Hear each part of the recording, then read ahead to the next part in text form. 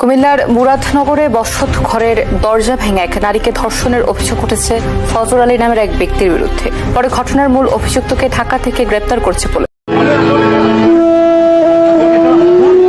আপনারা যদি দর্শককে দৃশ্যমান শাস্তি দিতে না পারেন, আপনাদের পরিবারের একটা সন্তানকে আপনারা দর্শকের হাতে তুলে দেন।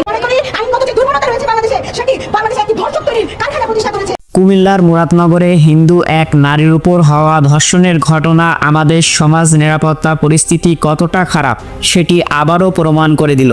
৩৬শে জুলাই পাওয়া স্বাধীনতায় আজ সমাজের ভয়ানক রূপ নিয়েছে। তবে দেশের এই বিশৃঙ্খলা অবস্থার প্রতিবাদে নারী পুরুষ সহ সাধারণ জনগণ রাজপথে নেমেছে। অনেকেই এই ঘটনার পর সরকারের পদত্যাগ দাবি করেছেন। আমি মনে করি এ দায় শুধু বাংলাদেশের সকল অপরাধীদের না, এ দায় সরকারের উপর যায়, উপদেষ্টা মণ্ডলীর উপর যায়। উক্ত এ ঘটনায় একজন বিএনপি কর্মীকে গ্রেপ্তার করা হয়েছে। আওয়ামী লীগ সরকারের পতনের পর বিএনপি নেতাকর্মীদের চাঁদাবাজি, গুম, খুন যেন সাধারণ মানুষের নিত্যদিনের সঙ্গী।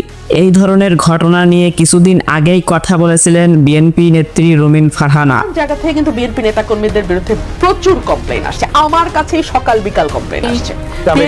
আমাদের গ্রামের ফলাফল আমরা বন্ধু বান্ধব বাইকে দরজার একটা জানো দরজা খুলতে গিয়ে দরজা আসলো ভাঙা। পরে আমরা দেখি দুইজন, একটা আমাদের গ্রামের মুসলমান একটা ছেলে, এর মধ্যে জোর করে দর্শন করার চেষ্টা করতেছে, মেয়েটা নিজের রক্ষা করার চেষ্টা করতে। পরে আমাদের